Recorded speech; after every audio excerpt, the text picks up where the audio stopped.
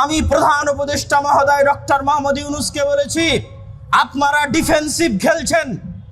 বাংলাদেশে যেখানে কোনো সমস্যা নাই সেখানে এত ডিফেন্স খেলার দরকার নাই। এই দক্ষিণ এশিয়ায় আরো যে দেশগুলো আছে যারা ভারতের আগ্রাসনের শিকার, ভারতের আধিপত্যের শিকার, নেপাল, ভুটান, মালদ্বীপ, শ্রীলঙ্কা, পাকিস্তান, তাদেরকে সাথে করে নিয়ে শক্তিশালী সার্ক গঠন করুন।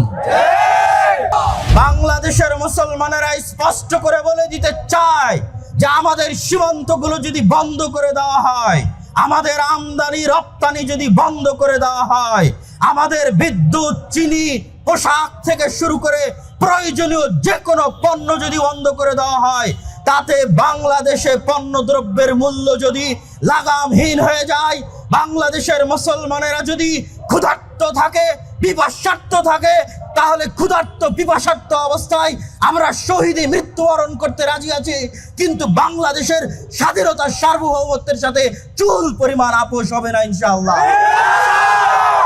আপনারা যদি বাংলাদেশের স্বাধীনতা সার্বভৌমত্ব রক্ষা করতে চান, আপনাদেরকে যে কোনো মূল্যে মানুষ হিসেবে 1947 সালে যে ওয়াদা দিয়ে আমরা এই স্বাধীন জন্মভূমি পেয়েছি, সেই 1947 সালের ওয়াদাকে পূরণ করার জন্য ভারতের মুসলমানদের পক্ষে আওয়াজ উঠাতে হবে।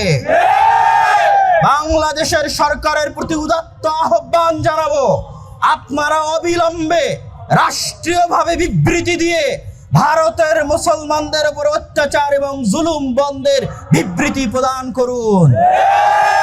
অবিলম্বে জাতিসংঘ সহ বিভিন্ন জায়গায় ভারতের মুসলমানদের নিরাপত্তা চেয়ে বাংলাদেশের শক্তিশালী অবস্থান তৈরি করুন। শুধু তাই নয়, এটি শেরে বাংলার বাংলা, হাজী শরীয়তুল্লাহর বাংলা, এটি হোসেন শহীদ সোহরাওয়ার্দীর বাংলা, মাওলানা ভাসানীর বাংলা, এটি মাওলানা আকরাম খাঁর বাংলা, এটি আল্লামা আব্দুল্লাহিল কাফিয়ার কুরাইশির বাংলা। এই বাংলার মুসলমানেরা, শেরে বাংলার উত্তরসূরিরা, হাজী শরীয়তুল্লাহর উত্তরসূরিরা, তিতুমীরের উত্তরসূরিরা জীবন দেওয়া জানে। তারা জীবনের বিনিময়ে হলেও এই 1947 সালে পাওয়া এই মাতৃভূমিকে, মুসলমানদের আবাস স্থলকে আমরা যে কোনো মূল্যে রক্ষা করবই করব ইনশাআল্লাহ। সম্মানিত উপস্থিতি, আমরা আরো একটি বিষয় স্পষ্ট করে বলতে চাই যে আজকে যারা বাংলাদেশের সাম্প্রদায়িক সম্প্রীতি নষ্টের চেষ্টা করছে, তারা মূলত বাংলাদেশের নাগরিক নয়, বরং বাংলাদেশের বাহির থেকে পার্শ্ববর্তী দেশের বিভিন্ন মিডিয়া, উগ্র হিন্দুত্ববাদের প্রচারকগণ বিভিন্ন উস্কানিমূলক তথ্য ছড়িয়ে বাংলাদেশের যে হাই কমিশন রয়েছে কলকাতা এবং আগরতলায়, সেই হাই কমিশনে আক্রমণ করে বাংলাদেশের লাল সবুজের পতাকাকে ছিন্ন বিচ্ছিন্ন করে তারা উস্কানি দিয়ে আমাদের দেশে দাঙ্গা লাগাতে চায়। কিন্তু আমরা স্পষ্ট করে বলতে চাই, বাংলাদেশের মুসলমানেরা অতি রাজনীতি সচেতন, জ্ঞানী, বিজ্ঞ সাইফুল ইসলাম আলিফকে অন্যায়ভাবে হত্যা করার পরেও যেভাবে বাংলাদেশের মুসলমান আলেম সমাজ তাদের ধৈর্য এবং প্রজ্ঞার পরিচয় দিয়েছে, তা পৃথিবীর ইতিহাসে এক বিরল দৃষ্টান্ত।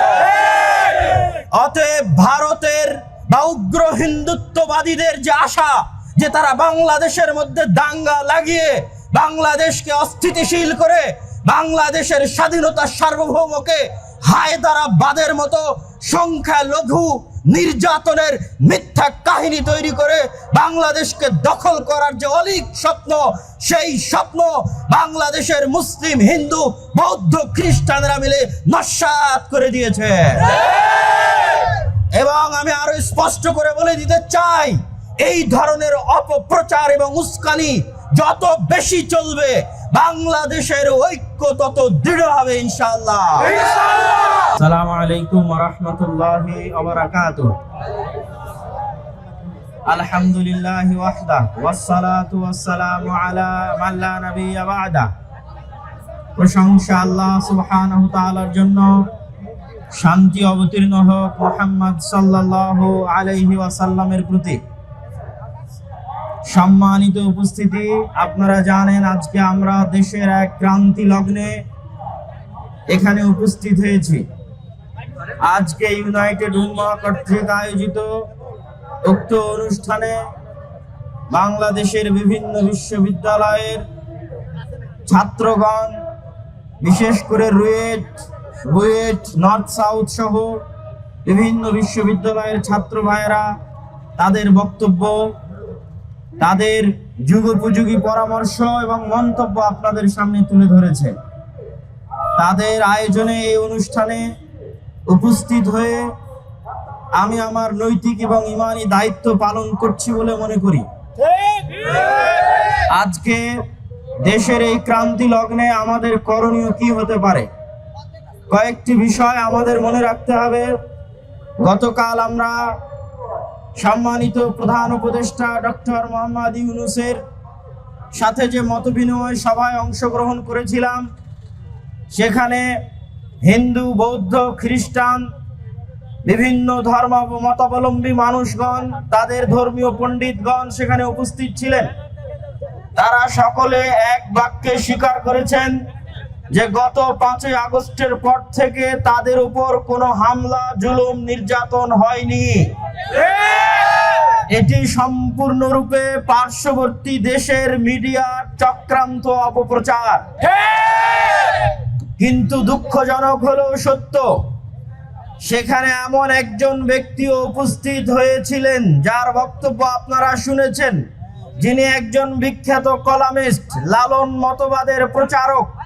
তিনি তার জঘন্যতম বক্তব্যে আমাদের চট্টগ্রামের রাষ্ট্রপক্ষের আইনজীবী সাইফুল ইসলাম আলিফকে যে নৃশংসভাবে হত্যা করা হলো, এই বিষয়ে কোনরূপ বক্তব্য প্রদান না করেই তিনি ইসকনের একজন নেতার, যিনি গ্রেফতার হয়েছেন, তার মুক্তি চেয়ে বসলেন। আমি জানি না তিনি কি উদ্দেশ্যে, কোন ধর্মের মতাবলম্বী হয়ে সেখানে অংশগ্রহণ করেছিলেন, আমার জানা নেই। তবে আমি স্পষ্ট করে বলে দিতে চাই, যারা গত 5ই আগস্টের পর থেকে বিভিন্ন দাবি দাওয়া নিয়ে রাস্তায় আন্দোলন করছে, এই সমস্ত চিন্ময় দাসেরা গত 16 বছর কোথায় ছিল? তারা গত 16 বছর কোনো দাবি দাওয়া নিয়ে আন্দোলন করতে পারেনি। আজ আন্দোলন করে এবং একদিনের মধ্যে, 24 ঘন্টার মধ্যে মানতে হবে মর্মে দেশকে অস্থিতিশীল করার চেষ্টা করে। শুধু তাই নয়, আমি তাকে আরো বলতে চাই, আজকে বাংলাদেশের মাটিতে যে ঘটনা ঘটেছে, চট্টগ্রামের আইনজীবী সাইফুল ইসলাম আলিফকে, রাষ্ট্রপক্ষের একজন আইনজীবীকে পৃথিবীর ইতিহাসে কোন আদালতে এভাবে জনসম্মুখে কুপিয়ে হত্যা করার রেকর্ড আমাদের জানা নাই। সাইফুল ইসলাম আলিফকে যেভাবে হত্যা করা হয়েছে, এই রকম ঘটনা যদি ভারতের মাটিতে ঘটতো, ভারতে যদি কোনো রাষ্ট্রপক্ষের হিন্দু আইনজীবীকে এইভাবে মুসলিমরা হত্যা করত, তাহলে তার প্রতিক্রিয়া কি হতো? আজকে যেভাবে বাংলাদেশের মাটিতে গেরুয়া হিন্দুত্ববাদীদের পতাকা বাংলাদেশের লাল সবুজের পতাকার উপর উড়ানো হয়েছে, এই ঘটনা যদি ভারতের মাটিতে ঘটতো, ভারতের পতাকার উপর কালেমার পতাকা মুসলমানেরা উড়াতো, তাহলে ভারতের মুসলমানদের কি হতো? এই বিষয়গুলো মাথায় রেখে আপনারা সুশীল সাজার চেষ্টা করবেন, জোরপূর্বক সুশীল সাজার চেষ্টা করবেন না। বাংলাদেশে যে সংখ্যালঘু নির্যাতনের মিথ্যা অপপ্রচার করা হচ্ছে, আমি তার বিপরীতে বলতে চাই, ভারতে সংখ্যালঘু নির্যাতন হচ্ছে, বাংলাদেশে নয়। ভারতে আজকের দিনে, আজ থেকে 30-32 বছর পূর্বে 1992 সালে মুসলমানদের মসজিদ বাবরি মসজিদকে ভেঙে তছনছ করে সেই মসজিদের জায়গায় রাম মন্দির নির্মাণ করা হয়েছে। অথচ ভারতের হাইকোর্টের 1947 সালের রায় অনুযায়ী 1947 সালে যে কোনো মসজিদ মন্দির যে অবস্থায় আছে, তাকে সেই অবস্থায় রাখতে হবে, এটি ভারতেরই হাইকোর্টের রায়। সেই রায়কে লঙ্ঘন করে এবং পৃথিবীর ইতিহাসের কোনো উপাসনালয়, কোনো ইবাদতগারকে এইভাবে ভেঙে ধ্বংস করা হয়েছে। শুধু তাই নয়, ভারতের মাটিতে মুসলমানদের জনসংখ্যা প্রায় 20 থেকে 25%, অথচ সরকারি চাকরিতে তাদের অংশগ্রহণ মাত্র 3%।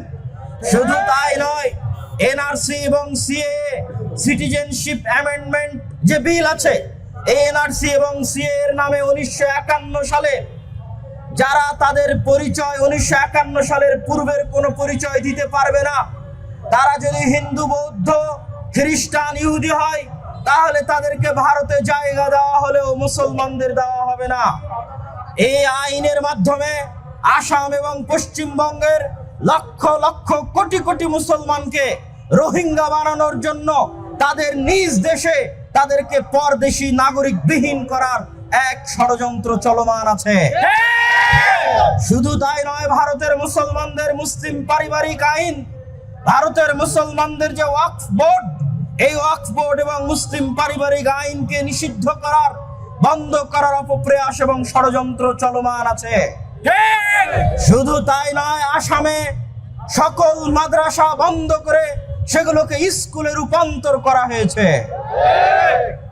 কাশী, মথুরা, বানারস, সাম্ভাল সহ অসংখ্য মসজিদকে মন্দিরে রূপান্তর করার প্রচেষ্টা চলমান আছে। এই সমস্ত সংক্ষিপ্ত তথ্যের আলোকে বলতে চাই, বাংলাদেশে এরকম কোনো নজির নাই যে বাংলাদেশে কোনো মন্দিরে মুসলমানেরা হামলা করে সেই মন্দিরকে মসজিদ বানিয়েছে। বাংলাদেশে এরকম কোনো নজির নাই যে কোনো হিন্দুকে মুসলমানেরা পিটিয়ে হত্যা করেছে, কিন্তু ভারতে অসংখ্য মুসলমানকে গরুর গোশত রাখার কারণে, জয় শ্রীরাম না বলার কারণে গণপিটুনি দিয়ে হত্যা করা হয়েছে। তাহলে সংখ্যালঘু নির্যাতন কোথায় হচ্ছে? বাংলাদেশে না ভারতে? অতএব সংখ্যালঘু নির্যাতনের বিচার কোথায় চাইতে হবে? অতএব শান্তিরক্ষী বাহিনী কোথায় পাঠাতে হবে?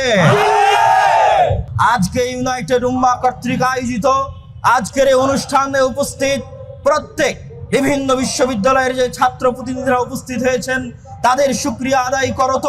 উপস্থিত আইন শৃঙ্খলা বাহিনী, সাংবাদিক ভাই এবং বিভিন্ন মিডিয়া যারা উপস্থিত হয়েছেন, তাদের শুকরিয়া আদায় করত। আমরা আজকে আমাদের এই শান্তিপূর্ণ মানববন্ধনের এখানে ইতি টানছি। আল্লাহ সুবহানাহু ওয়া তাআলা আমাদের বাংলাদেশের স্বাধীনতাকে স্থায়ী করুন, আল্লাহুম্মা আমিন।